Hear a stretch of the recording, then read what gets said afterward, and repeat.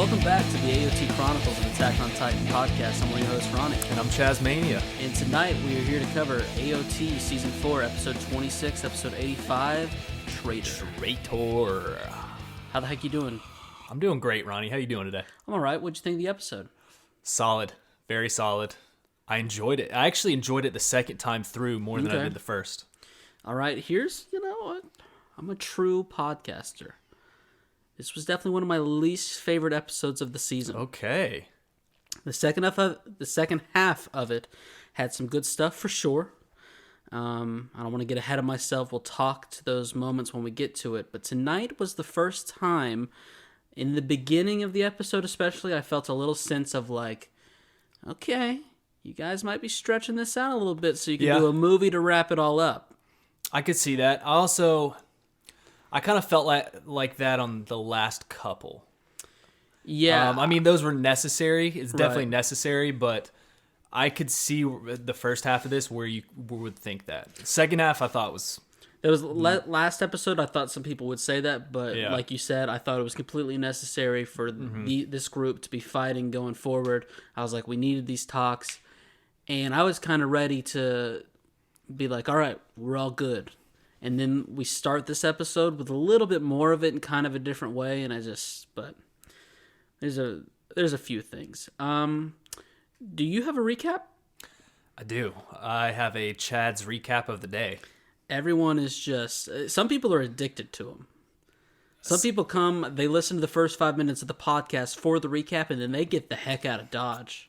I would love to know what some people you're talking about, because I've never met these people. My inboxes and just our mentions are full of people just like... Your inbox? Scratching their neck, being like, no recap the last week? What happened? People are literally DMing you, saying, where's Chad's recap? Because no one's DM'd me. So many DMs. Not a single one of them a female. Well, yeah, I can definitely see that. I do have one. It's probably very bad. Well, yeah, some people would say it's kind of interesting that, you claim that you only do these on important episodes. Do you feel like we need a recap? Last episode, 95% of it took place around a campfire. Yeah, so I thought that was super important. Pretty contained. Yeah. There was some important stuff. But, like I said before, you're winning me over with the recaps, and whenever you're ready, go ahead. Well, here's the thing about last episode. It did take place within a campfire. Not much, not really much went on action-wise. Well, it wasn't in the campfire. It was around the campfire. So just... You're right. You're right. I guess they would have probably died if they were in the campfire. Hot conditions inside the campfire, I think. But there was a lot that happened that I think people need to remember, okay? That's why I do this, and let me hit this vape. Hey, it's your podcast, too. Whenever you feel like there's a need for a recap, you do the recap. So, guys, if I don't do one... Stop asking Ronnie, stop DMing him saying, hey, because I'm sure they say something along the lines of, hey, can you slap Chaz and tell him to remember to do the recap? Was it something like that? Hey, it's definitely something. Sometimes someone will put a GIF with it. And also coming soon, it's this other new segment that we've been trying out. It's called Ronnie Reviews Chad's Recap. Stay tuned for that. So, I've got this CROTD coming up soon as I'm ready. Chad's a recap of the day for people who don't speak that kind of language. I've not reread this. As I've said before, I write this down in a matter of 45 seconds. Probably has a bunch of misspells.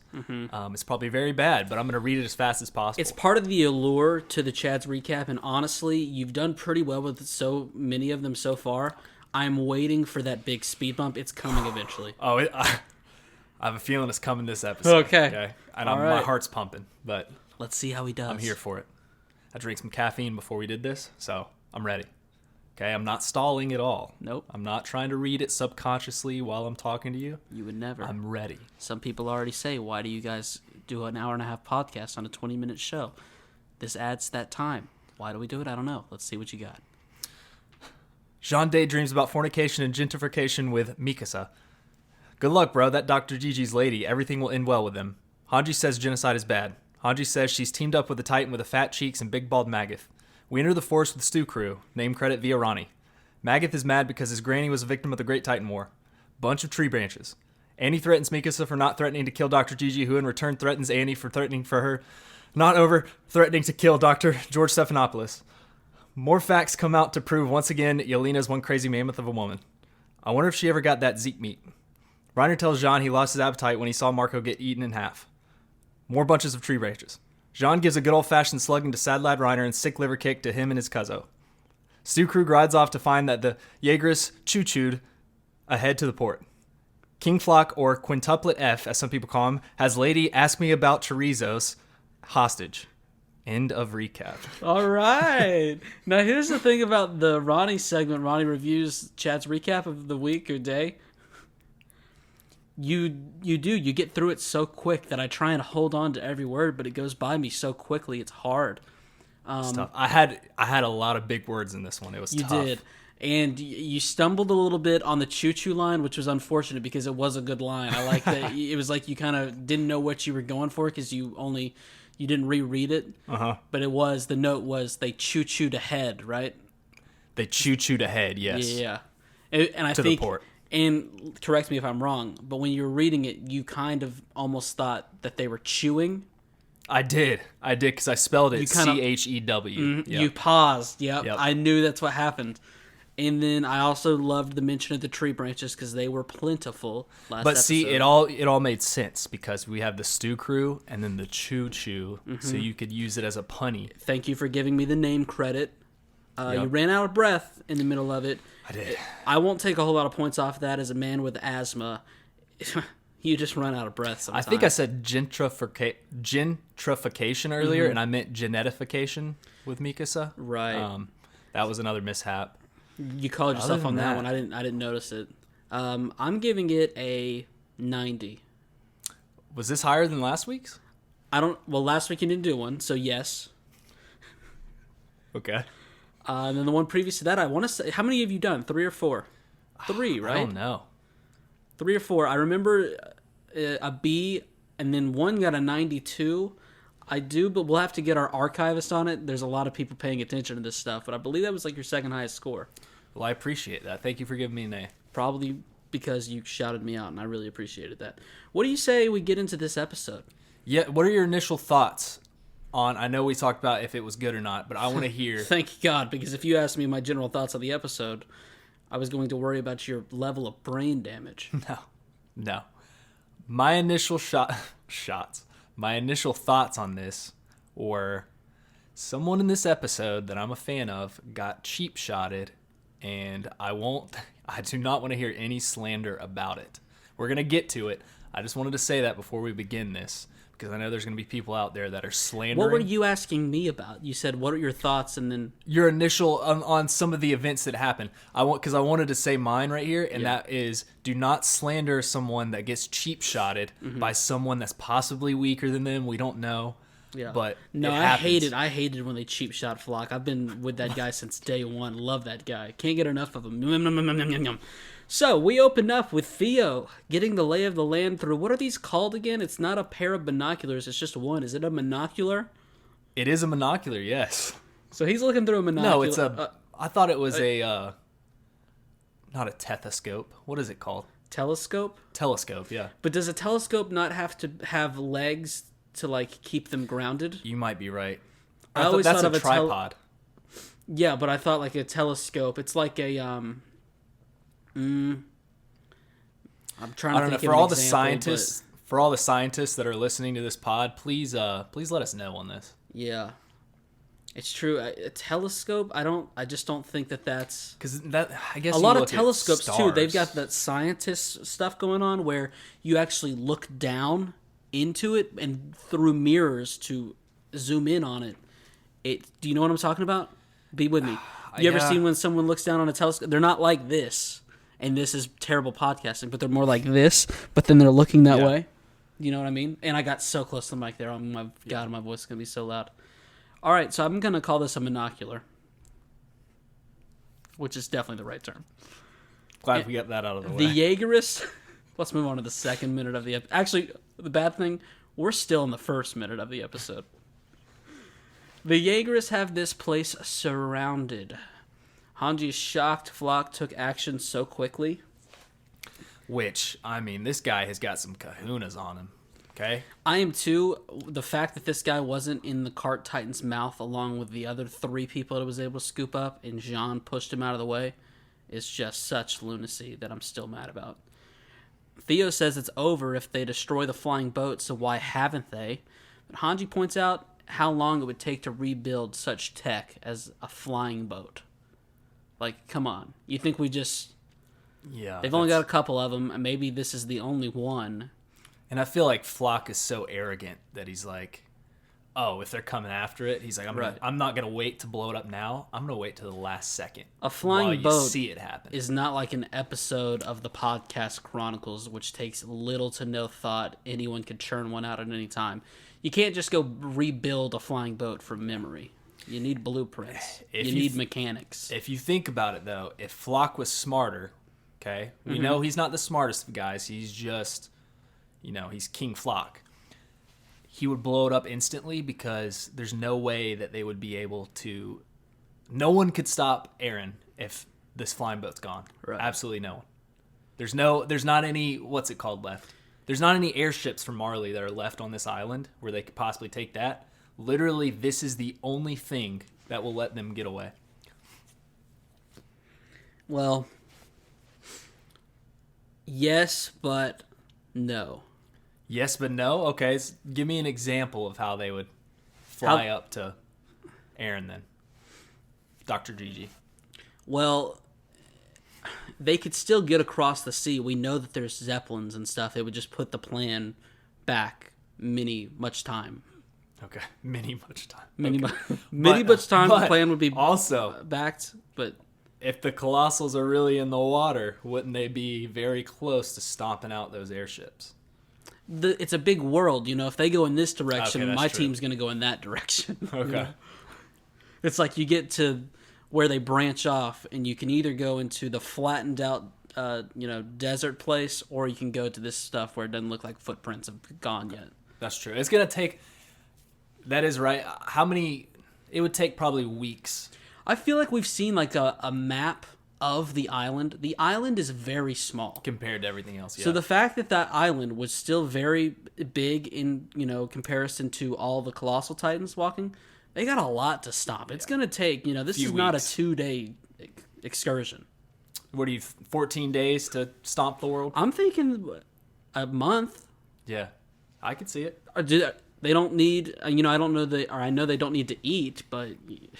Have you ever seen those speed walking competitions, though? They're just made of muscle. They got to regain some muscle at some point if they just keep walking.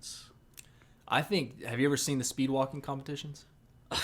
Don't insult me like that. Of course, I'm very into speed walking. I think if he could somehow tap into that, make them think it's like a competition with his minions, the Colossals, they could somehow get that speed walking form going, make it happen a little faster. I ever seen a speed walk. As if I don't know, Yaga Makuzi is the 3-time defending speed walking champion. Idiot.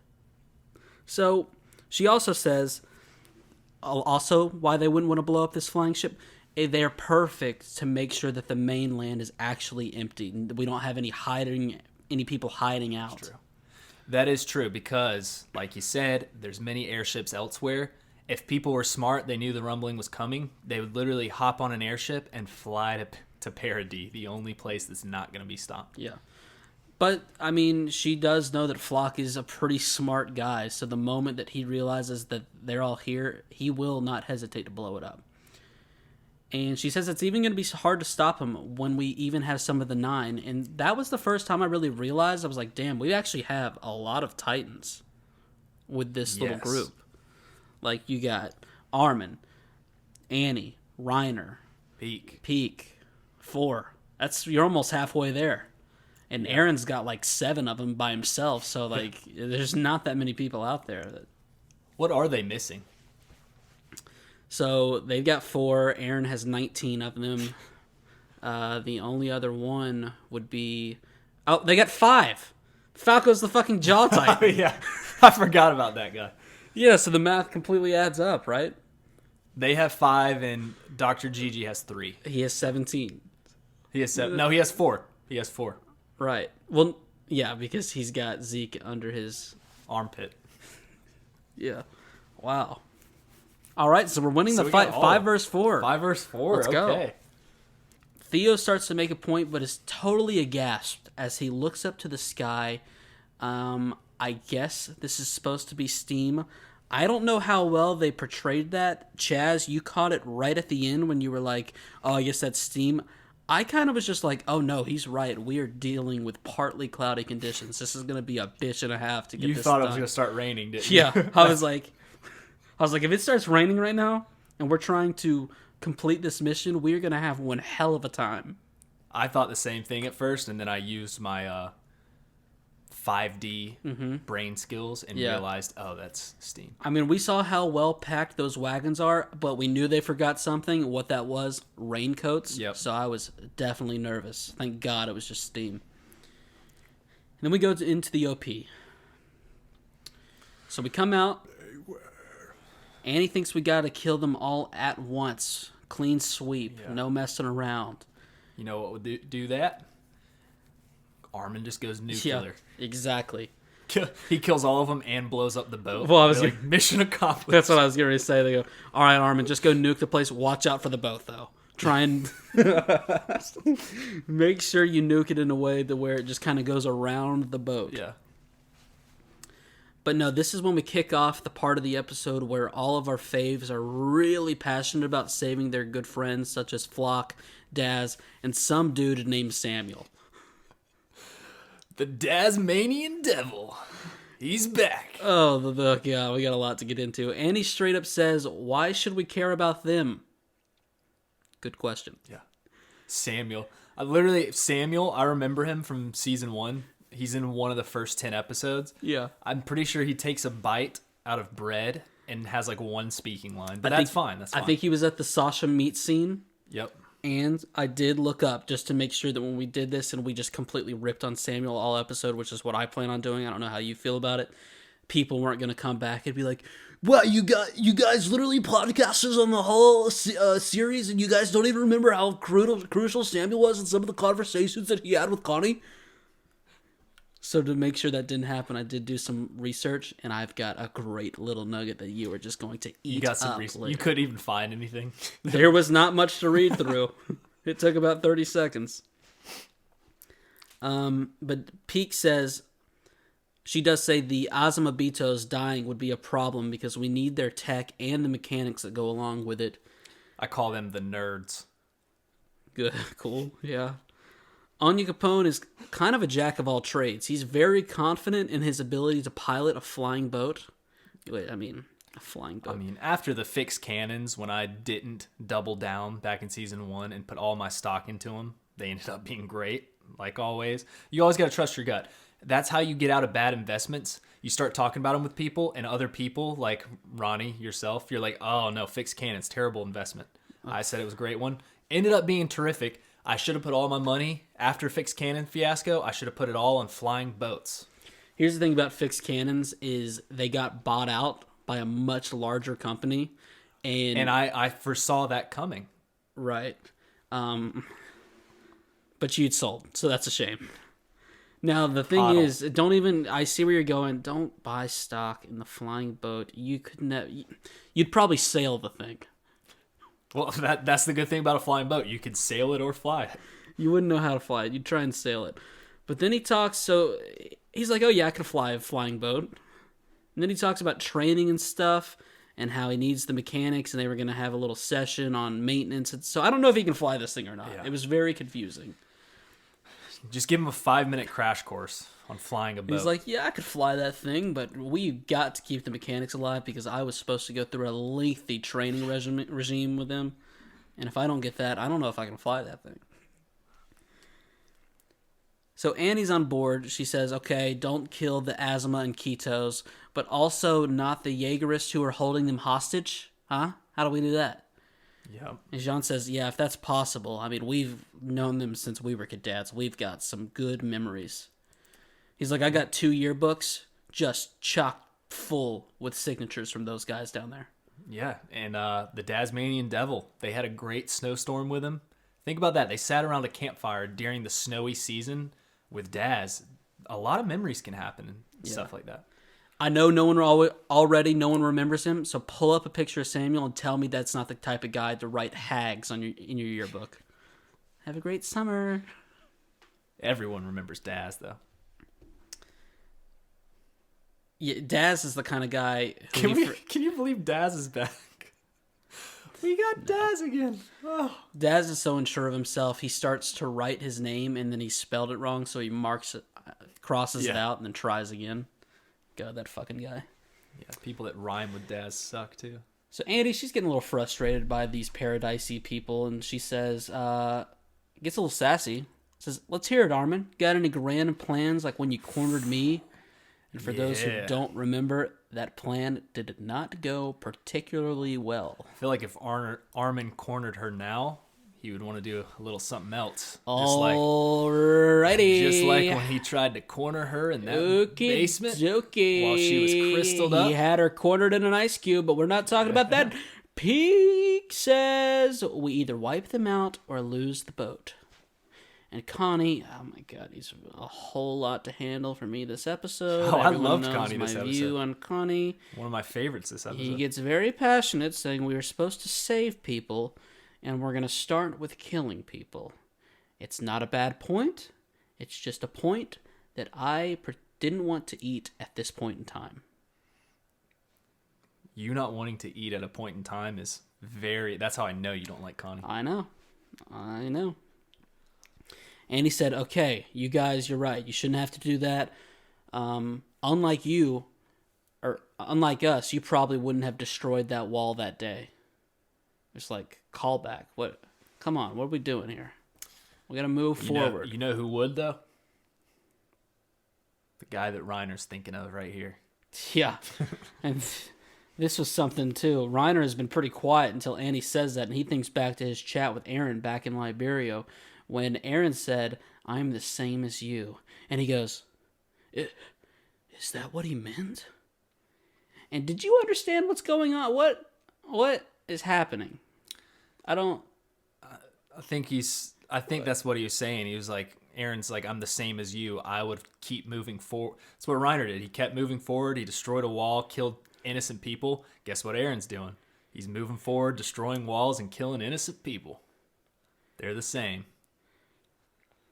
I think he's got some brain. I'm worried about him. I'm very worried about him. He doesn't look nearly as good as he used to. I'll give you that. So he says, yeah, you guys, you don't have to fight. Watch from a safe place with Gabby and Falco. And so Connie, who gets what he wants, then says, and just watch you guys slaughter each other? What, Connie, what do you want? And hey, Annie's not going to have any problems with that. We've seen her just stomp some people out. Jean wonders if this is even a problem Titans can solve, and Hanji slides in trying to save the day with a badass slide. She says, I have no intention of spectating. Badass line. Yes, her and Magath make a great team. They slid in like they were at a slip and slide fiesta. And Hanji Zoe, badass woman. The trifecta of badass. Thank God for her. I was getting restless, and she came in, slid into the show to save the day. I would give her permission to get with Magath. That's the one guy I think. She said you're very passionate about that relationship. It's the third time you brought up that fake relationship in as many episodes. Good for you.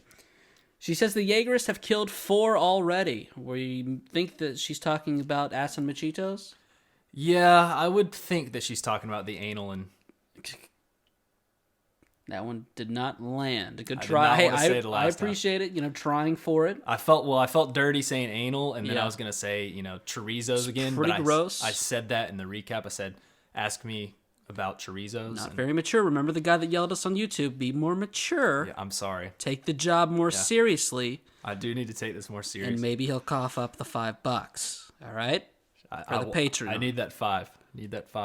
He doesn't like the banter. Stick to the facts. I'll do anything for that 5. Possibly anal. So, what was I talking about? She's not spectating. The Jaegers, they've killed 4. She says she saw Titans crossing the sea, and with the speed they were going, they've probably already landed on Marley. Uh-oh. Yeah. That's kind of scary to think about, that they're already stomping people out. Yeah, she's sure the closest cities are already destroyed. When she said that, I was thinking, they're going to catch up to them. Maybe a few civilians will die. And once she said that, I was like, say it again. Uh-oh. I think a lot of people are going to die. Who knew they would cross the sea so quickly? Not me. I'm calling bullshit. You ever tried walking in a pool quickly? Oh, I think they're faster in water. I think they're aquatic. I mean, I'm starting to think it's like something about they cool down and become more nimble is the word I'm looking for. Colossals, I think. We see, and they're just like full on. What is the stroke where the normal one? No, but the breaststroke is slower than what is the full out? Oh, that's the traditional stroke. How do I not know the name? Is it just? I just said that. It's just the traditional stroke. Yes. I don't believe that's true. Wow. I think you're full of it. I don't think you know swim moves. Okay. So they're doing the traditional stroke, and they're just getting there very quickly. Theo goes and gets rough and tough with Yelena. I don't know what happened, but he got triggered by her. Got triggered because he realized that people in Marley are getting stomped out right now. Yeah, but he was already up. He must have saw that when you think Hanji saw it and didn't tell him, and then he's just hearing about it now and he's getting pissed off. It seemed a little uncalled for. See, you didn't like this first half. I love Magath doing this right here. Oh, I love this part. She wasn't expecting. Well, he stomps on like the thigh arm. What is that part of the arm? And you got your forearm. Okay, you're saying she's got a thigh arm. She's a big lady. We get it. She's got big arms. Well, I mean, I got thigh arms for sure, but there's the forearm. What is this called? I've never seen someone purposely break that bone. You know what I'm saying? What is it? Just the bicep? That's not the bone. What is? Yeah, he kind of stepped on the bicep / shoulder area. It wasn't the shoulder area. That is my point. Close to it. It was the thigh of the arm. He was stepping right here. Right here. Right on her. So, but didn't he just separate her shoulder by forcing it backwards? Maybe. I don't know. I mean, it couldn't. She was on a rock. She was against a hard surface. It couldn't be forced backward. I think he was breaking the bone. Oof. I don't know what that bone's called. I'm not a bone therapist. Howie, that's one thing I'm pretty confident about. He says, "Don't be scared. I won't kill you." She says, with just the craziest of faces, "That's a relief. I changed my mind. I want to see how this ends. If you take me with you, I might tell you where Aaron went." She doesn't know. What is this? What is this? You don't think she knows? Why the fuck would she know? I think she knows. Why would she know? Ronny. The whole point... The whole plan was for him to meet up with Zeke and cut off everyone's testes. Yes, cut off their testes and cut out their ovaries. There was no location. That was the plan, and then they were assembling a sample size rumbling to save the island, and she directed him and said, "Here's the mainland, here is where you're going to be fully directed to do your sample size rumbling." So that is where she knows. She told him about all the mainland geography. No, okay? I think she's a cocky bitch. She doesn't know. All she's got is a broken thigh arm, and she's laughing like a crazy person. Put her down. Yeah, I wouldn't mind it. We don't need her anymore. How would you want her to go out? Oh, what is she? I mean, I really don't care at this point. Ony Capone, like I said, jack of all trades. If you could see his characteristics, 75s across the board, with what I believe room to grow. All right? Yeah. So if we give him a special badge and say, "Hey, you are the new whatever Yelena was," his morale's going to improve, his stats are going to improve. We don't need her anymore. Well, I think we only have that guy around because he can fly. I think you're grossly underestimating his knowledge. He's not much of a fighter, but did you see him back on Paradise when he was making blueprints? Oh, that's a good point. Yeah, I forgot about the blueprints. You did forget about it, and it is a good point. Let's move on. Hanji and Ony Capone, they calm down. My boy Theo says, "She's not worth it. Let's go. We got other things to worry about." And then he looks up to see Gabby doing something. This was another weird part. What is going on? This is Magath looking up at Gabby. He did this last episode. And what the fuck was she doing? I don't know what she was doing, but I know the feeling. She was like, hold on. He was like, "Really?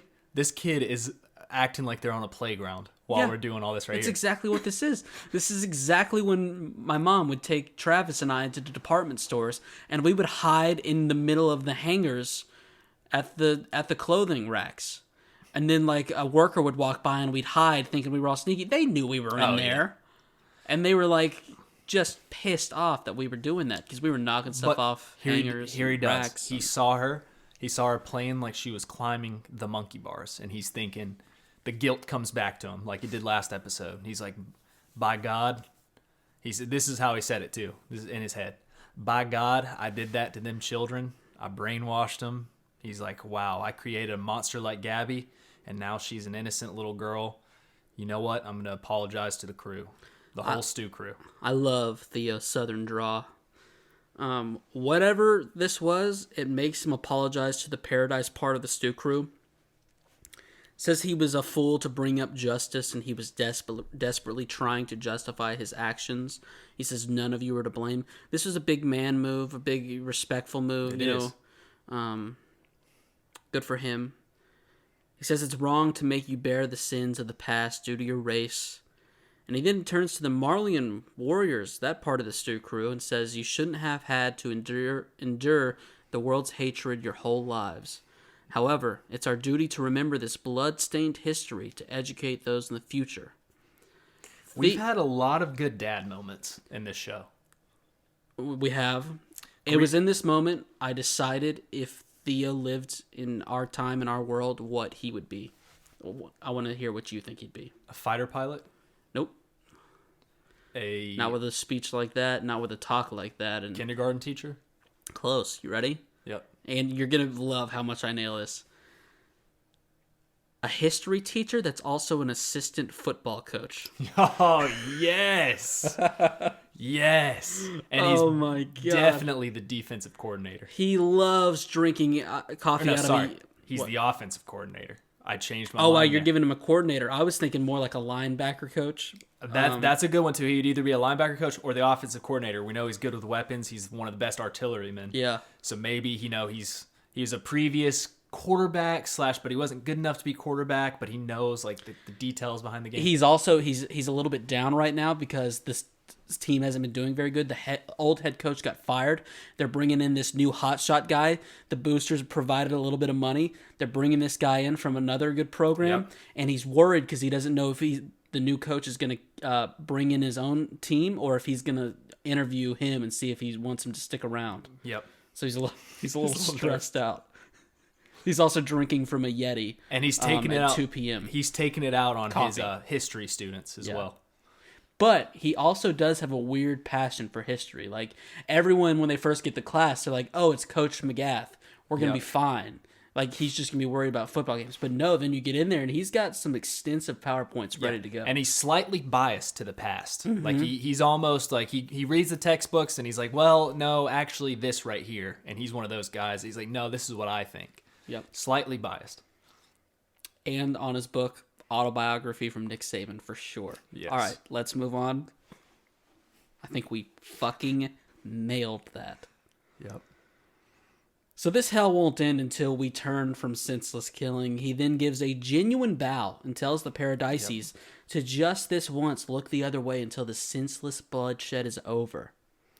A moment passes. That was a cool bow. It was. He got low.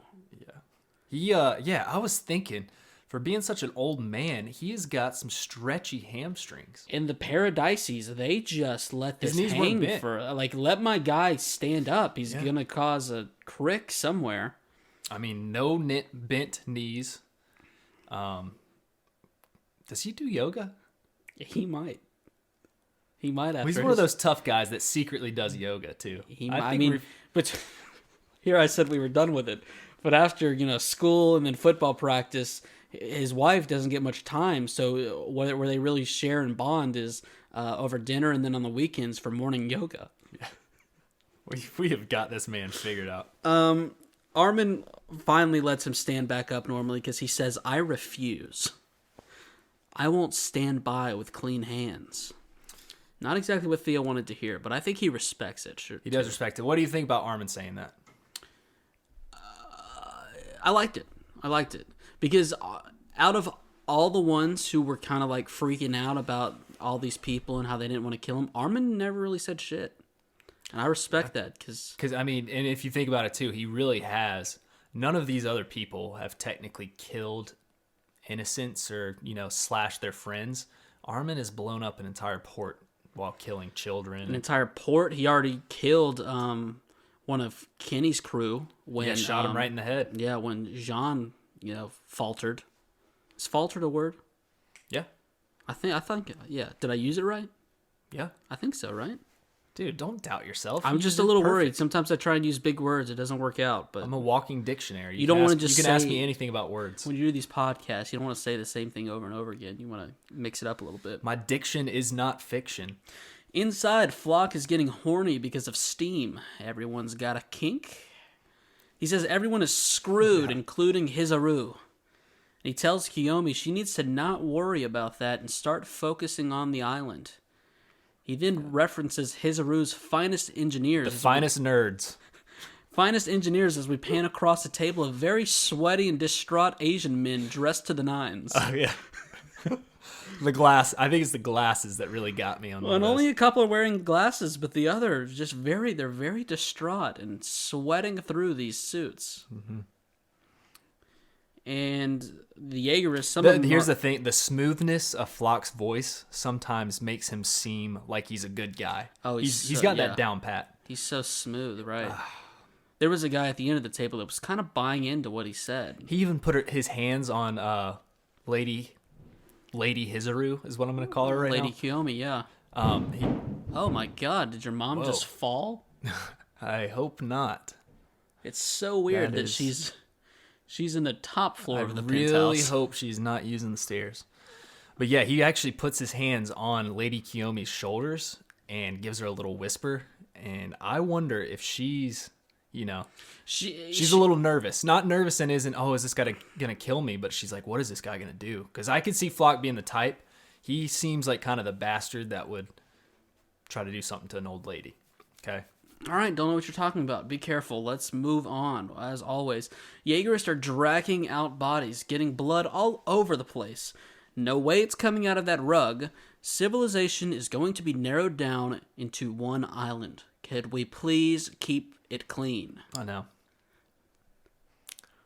I mean, they have those nerds. They could come out with a good bleach or something that could probably get it It's out. just, this looks like a very nice room. It overlooks the sea. Why, if you're going to feel like you're going to shoot someone, do this down in the barracks? We don't need it. That's a good point. The port, it looks awesome. We haven't even talked about that. It looks great. It took them, they've known about it for 4 years. So it took them about 4 years to build this port, right? And some would argue with 4 years, maybe it should be even nicer. Yeah, but they had fights and battles, so maybe they didn't have time for all that. It's true. I'm just very passionate about architecture, and so I just would like to see some more creativity shown. It's pretty standard. Kiyomi says, I hate to bust your bubble, but if you think Paradise Island will be safe now, I'm afraid you're dead wrong, buddy. I think she said buddy, which I was like, whoa. Mm-hmm. He's red-haired. You do not want to test his temper. Yeah. He does not have a soul. She says the world will shrink, that's all. You'll still continue to kill each other. Yeah. And especially with someone in charge like Flock Forster. And Flock's always one step ahead, and I completely believe him here. He's like, yeah, that's what I was thinking. He's like, he's like, you said that, I already thought about that. He said, me and Aaron already talked about that 10 months ago. It's like, that's so silly.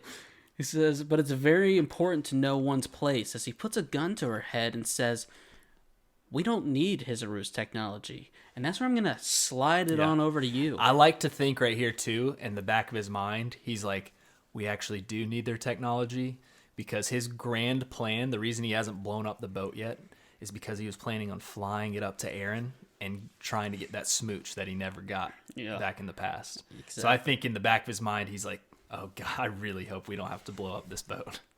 I need it. He just lays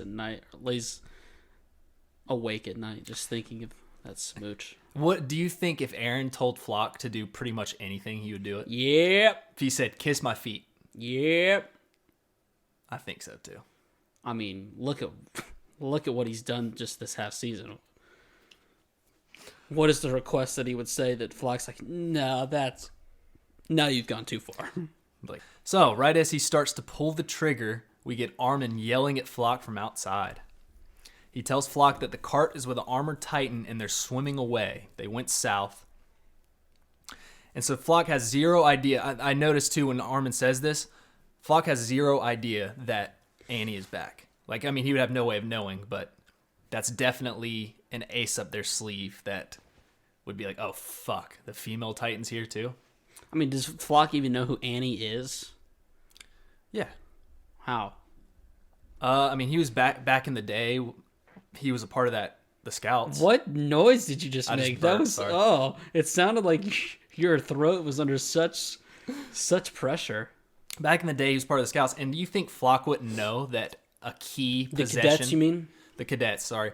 Back in the day, he was part of the Scouts, too. I guess he's still a part of the Scouts. Yeah, but he wasn't part of the Scouts when she was, right? Until season 3.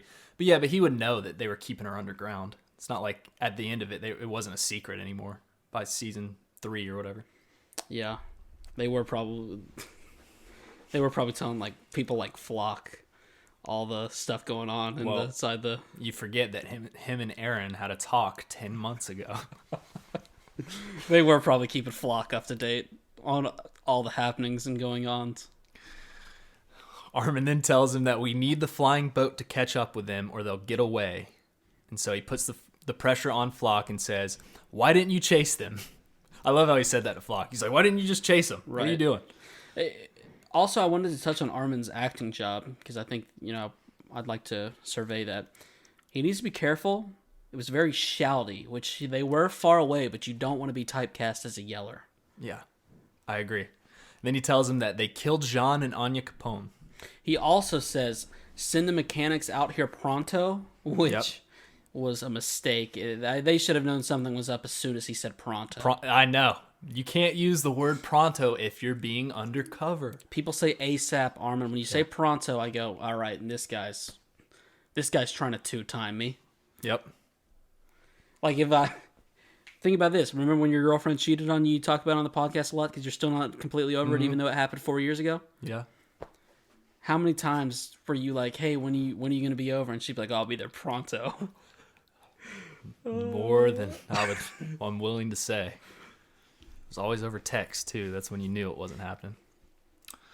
Yeah, as he tells Flock to send the mechanics pronto, him and Connie start running to the boat to see none other than the Tasmanian devil himself and Samuel.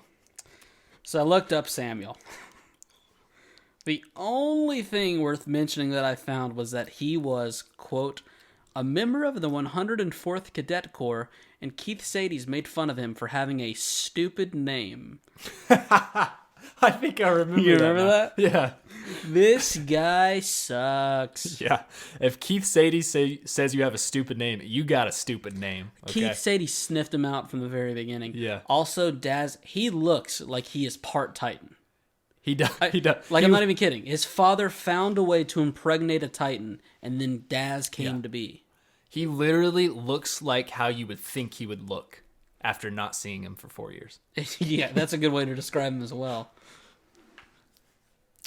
But yeah, they were a part of, I put here, I remember Samuel's name being said maybe one time. And so they're a part of the old training crew. When we talked about it in the beginning, it was exactly went through my mind. I heard Samuel. I barely remembered Samuel, and the way they were talking to him, I was like, oh no, is this just like a blind spot that I have? Are we going to get in trouble because we don't know Samuel? No, this guy, I'd love to rewatch like the first 10 episodes to see how many times he's actually mentioned too. It's a shame, that we weren't watching with Travis after we saw this, so when Samuel was on screen, we could be like, now remember this guy, he's very important. And then when Travis said something about him, we'd be like, you didn't remember Samuel? And act like it was a big deal that he didn't remember. Or in season 3 when he's like, hey, where's that Samuel guy? You told me he was going to be important. We just go, not saying anything. Just wait. Just wait.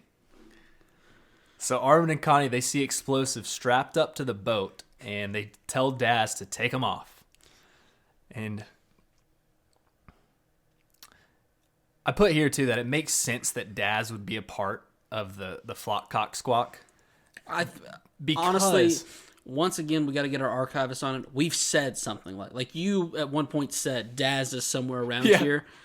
I just didn't think he was alive, or else, he would have. I would have known for sure he was part of this group. And this is something that I'm normally very serious on this podcast. That was actually something that I was completely joking about the entire time, that Daz would just show up randomly. It is absolutely hilarious that he shows up for half of an episode. So awesome. But it makes total sense, though, considering how mad and scared this guy was in every scene that we ever saw him in, that he would be a part of Flock's Cock Squawk. In the fact that, I love Flock. I said it once, I'll say it 100 times, I love him. The fact that Flock let Daz be one of the guys to protect the explosives on, the most important... really goes to show what kind of members he's got on the Flock Squawk. Now, I've got a theory about that. Okay, I didn't want to say it yet, but I'm going to say it. All right, say it. The explosives are so close, the detonator is so close to the boat, that he was like, oh, this guy's suicidal. He's like, he'll just blow it up just so he'll die with it. It is a very close detonator.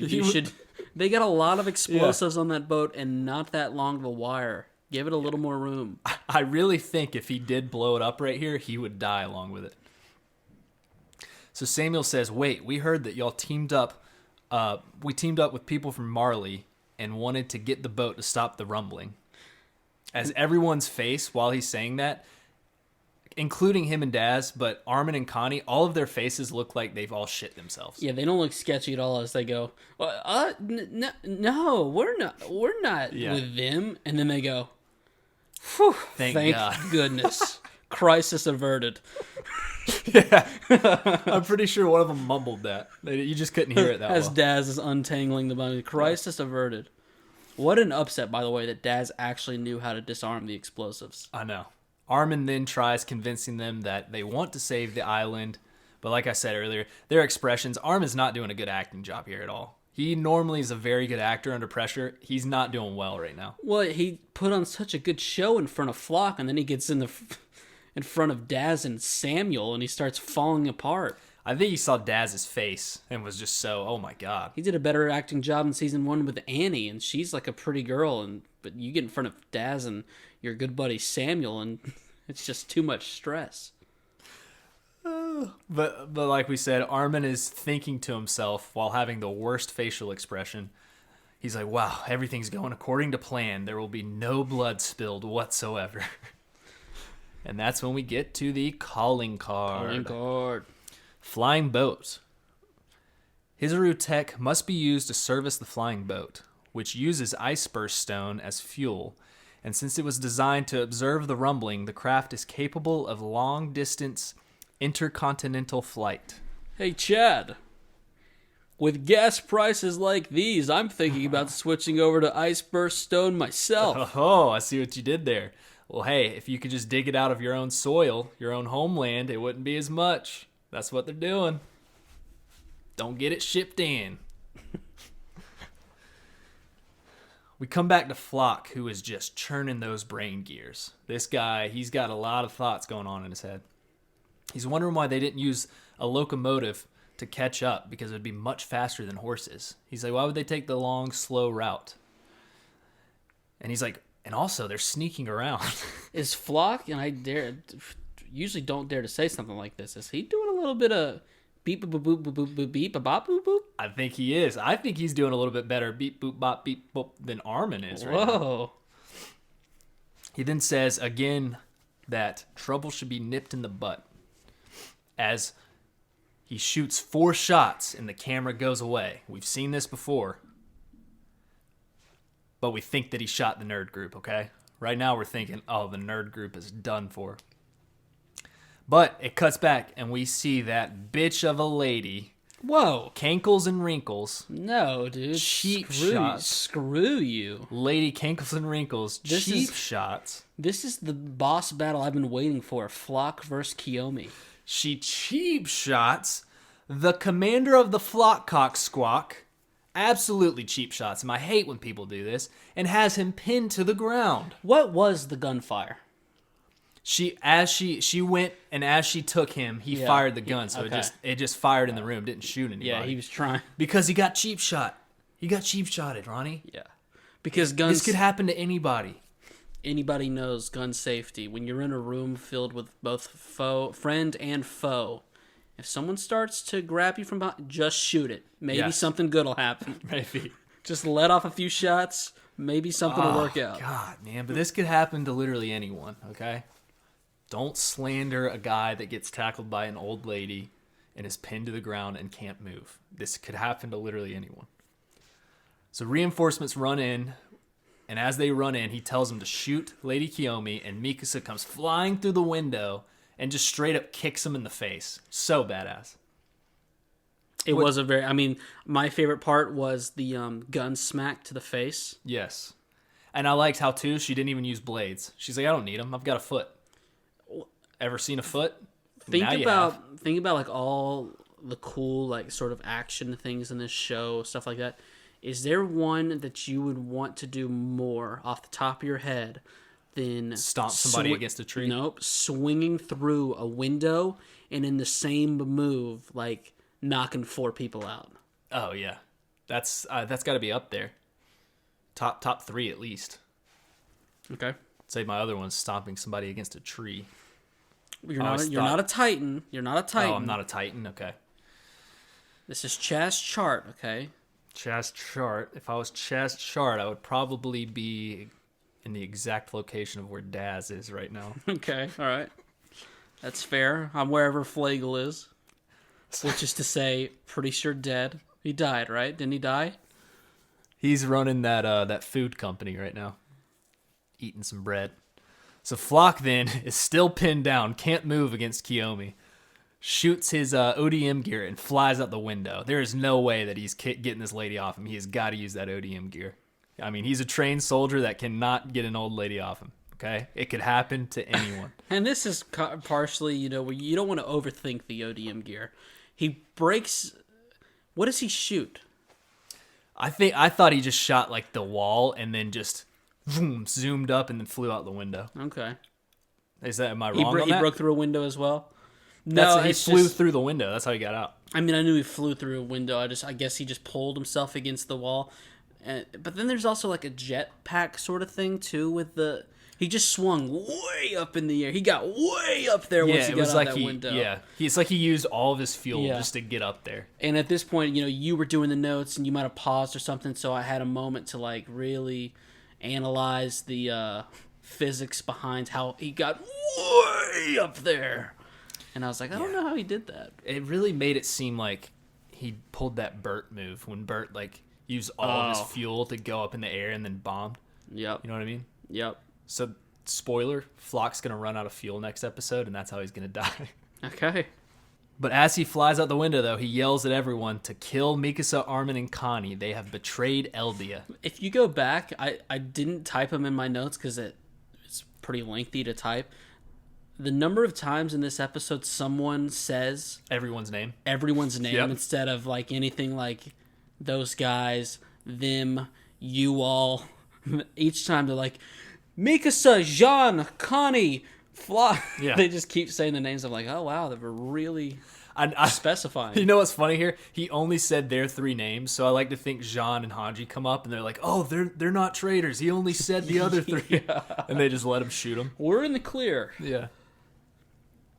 So the cock squawk is stunned that Mikasa...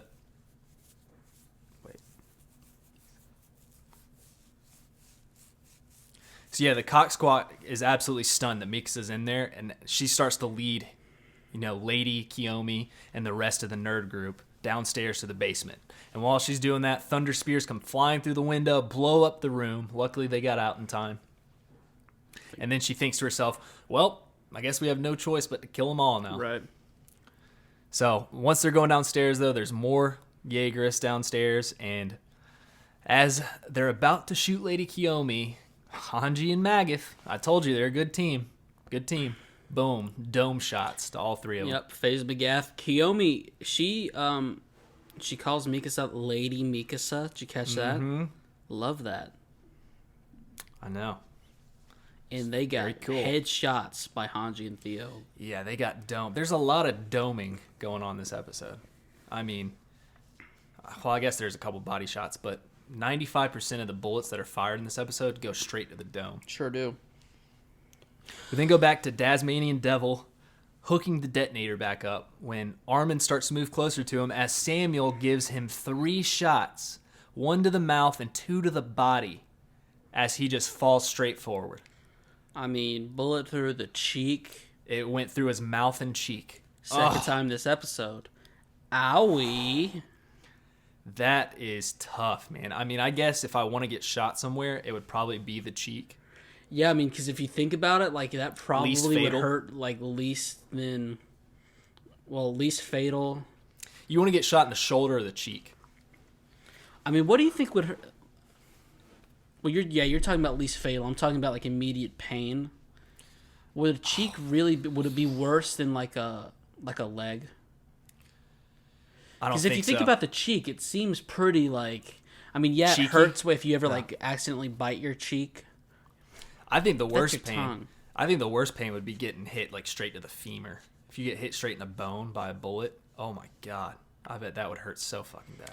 Yeah, I mean, the cheeks. You don't want to play that game because there's a lot of other stuff going on around the cheek that would be pretty bad. But if you could just clean shot the cheek compared to other places, it might be one of the best spots you can Armin's get shot. mouth was open so much it didn't hit a tooth. I don't know if you noticed it. I don't think it hit a tooth. You don't want teeth to come flying. And we've talked about your small mouth before. You never would have been so lucky. Yeah, all of my teeth would have been shattered. I've seen newborns with larger mouths than you. You aren't wrong. So yeah, he falls forward and Samuel just starts crying, okay? Our beloved Samuel is crying. Hate to see this guy like this. And he aims it at Connie. And you know what? You know what I thought right here? Samuel shot Armin because he moved, and then he tells Connie not to move. But he also didn't shoot Connie because he knows Connie can't regenerate. I think our boy Samuel was afraid to actually kill both of them, but he knew he could shoot Armin because he wouldn't die right away. And he tells Daz again, he's like, Daz, please hook it back up and blow up the boat. I don't care how close you are. If you die, just do it. Samuel then says, you betrayed us. You said back in season 1 we'd retake the lands together and also eat meat together. Yeah. And now that Sasha is gone, there will actually be enough meat for all of us to eat. There's no heartbreak such as when someone experiences when they are told by a comrade that they will expand lands and eat meat together just to ultimately be betrayed in the end. And he could have added one more thing. He could have said, and drink booze together. Name a larger heartbreak. Can't do it. Keep going. Don't think about it because you can't do it. Keep going. Right. Expand lands and eat meat together. Yeah. Chaz? That's some Viking stuff. Heartbreak. Imagine how much meat Dr. Genocidal Galapagos and the boys are stepping on right now. I know. That's a lot of wasted meat. I mean, everyone's been worried about the, the civilization part of it. What about the organs? What about the cows? The soil. They could have grown crops. Yeah. They could have grown crops to then raise the meat on the crops. Stepping on a lot of food potential over there.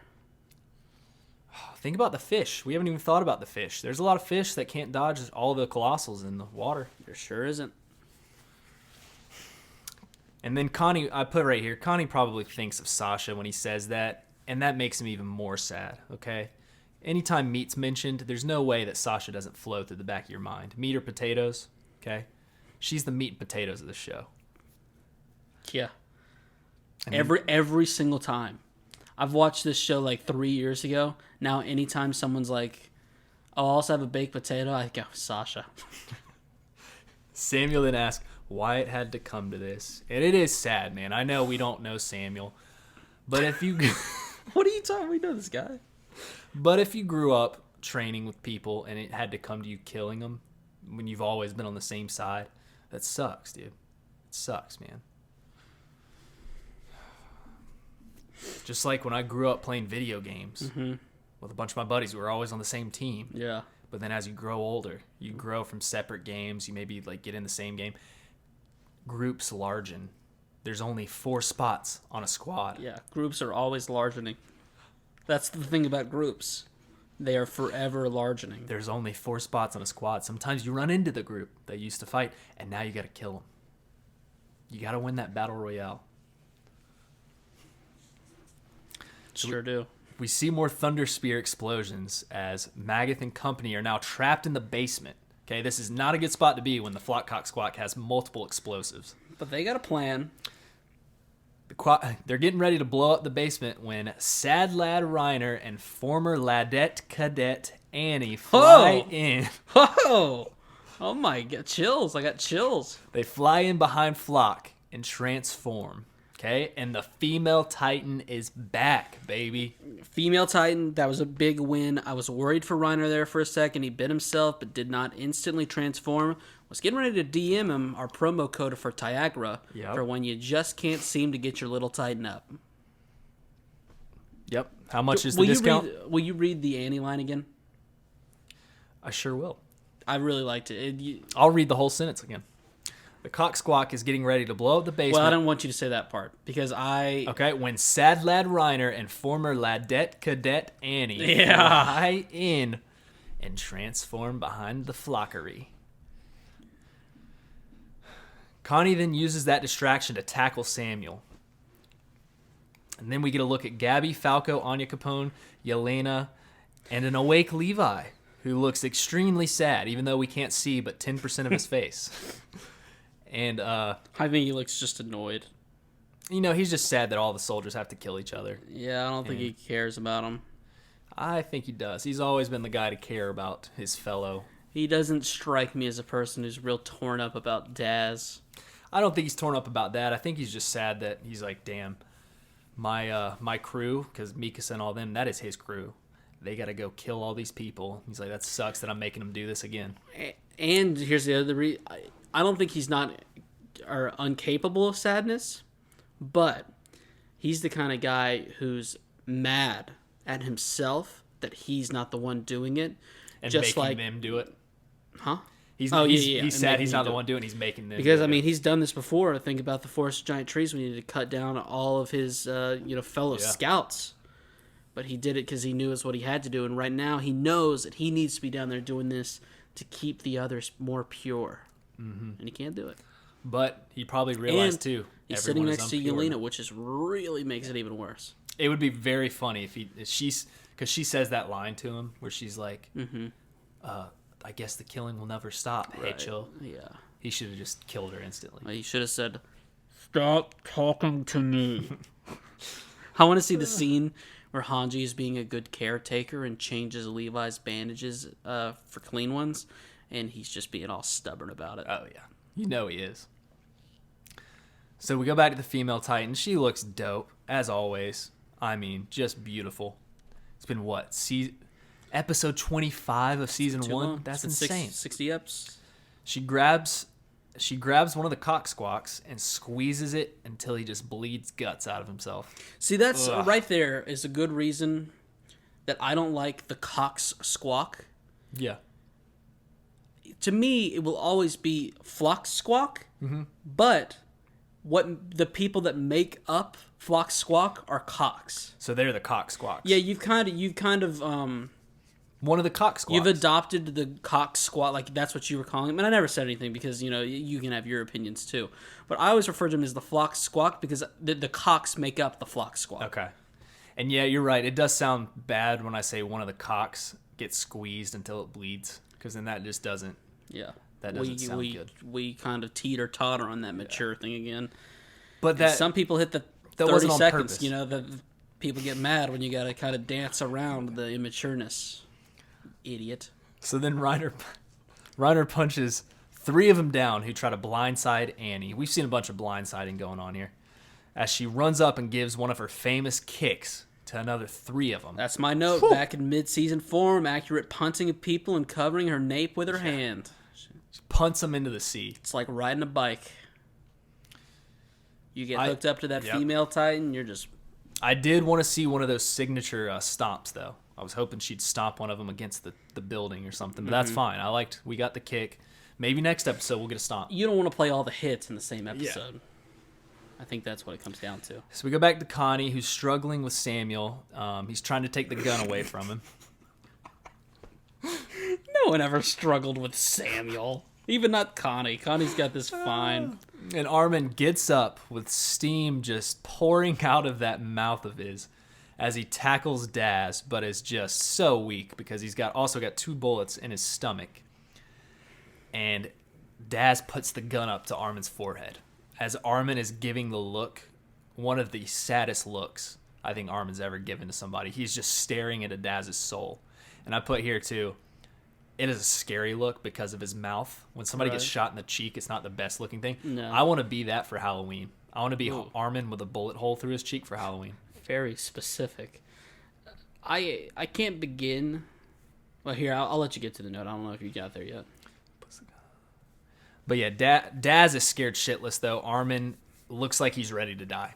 I don't know if you caught that or if you thought he was ready to die. Yeah, because usually a telltale sign of someone getting ready to die is when they get up after being shot 3 times and tackling people who are trying to explode things. He just stared at him while he had the gun to his forehead. And I'm sure Armin thought the same exact thing I did, which was the note I was waiting for you to get to, which my note was, I cannot begin to explain how unconcerned I was about Daz actually being able to blow the boat up or pull the trigger on Armin. You were put yourself in Armin's shoes. You got that gun against your forehead. You really think, wow, Daz is getting ready to shoot me? Chaz, this is the guy that at the Battle of Trost survived by crawling into the undercarriage of an outhouse and eating poo to survive.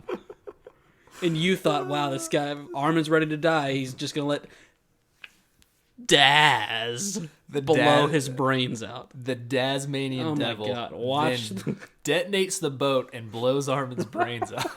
Watch the show. You were really living in a world where you might type that note. Where you were ready, like, oh, is he going to blow up the boat? Is he going to shoot Armin in the head? No. Samuel then cries, asking if aren't they all friends? And Connie says, we are, but. Oh my God. I can't do this scene, seriously. As Armin's still staring at Daz, though, he's thinking back to Bert, saying someone has to stain their hands with the blood. Yeah. Someone has to do it.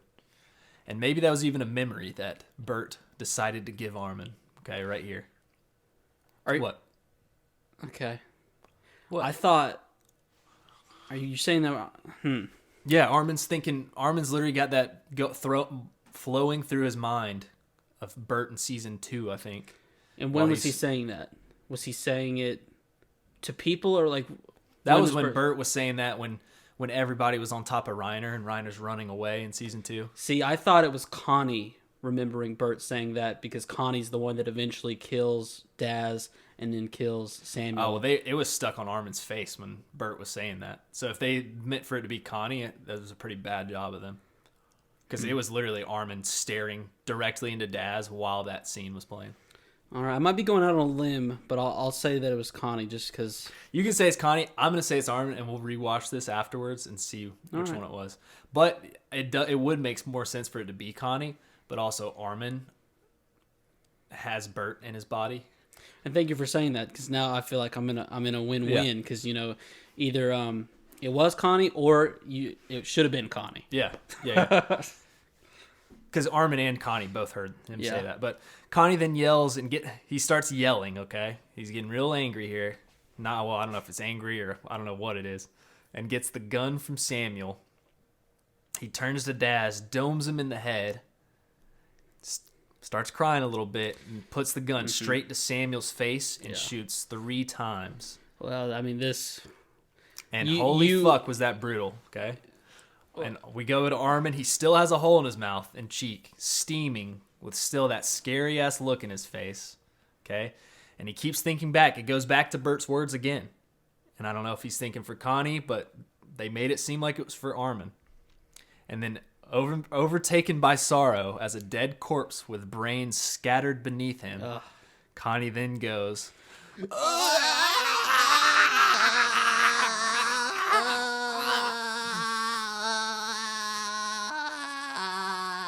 As Armin's going...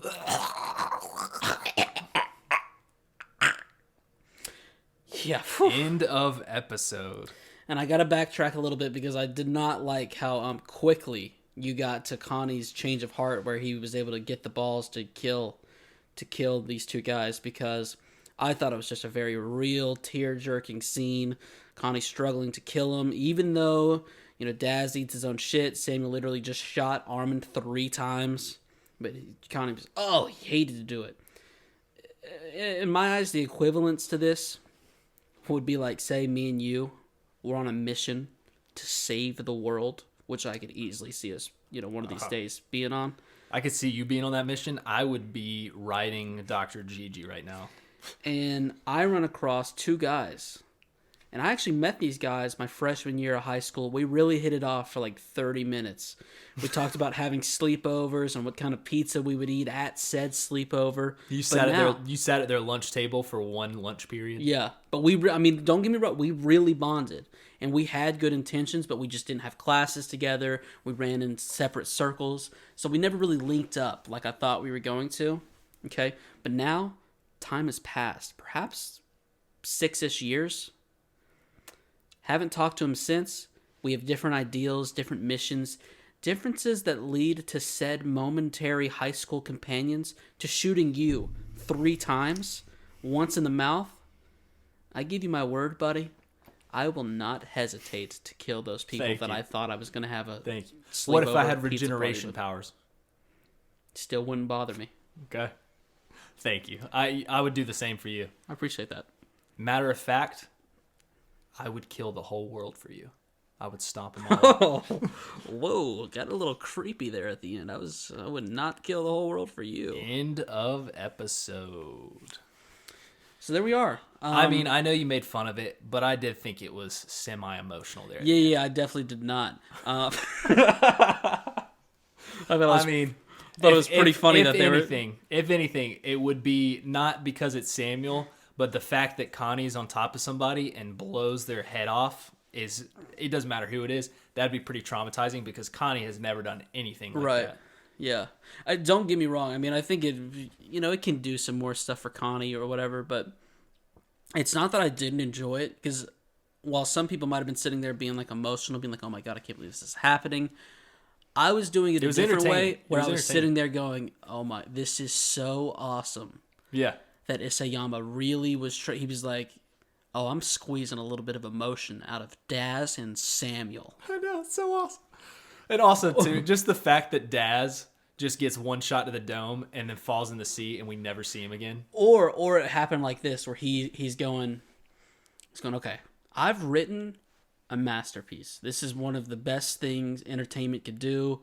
I've got all these characters, all of them are so built up. And then he starts looking at his characters, he's like, okay, they're all pretty spoken for. They're either on the stew crew now, Aaron's off doing this, there's some other moving pieces.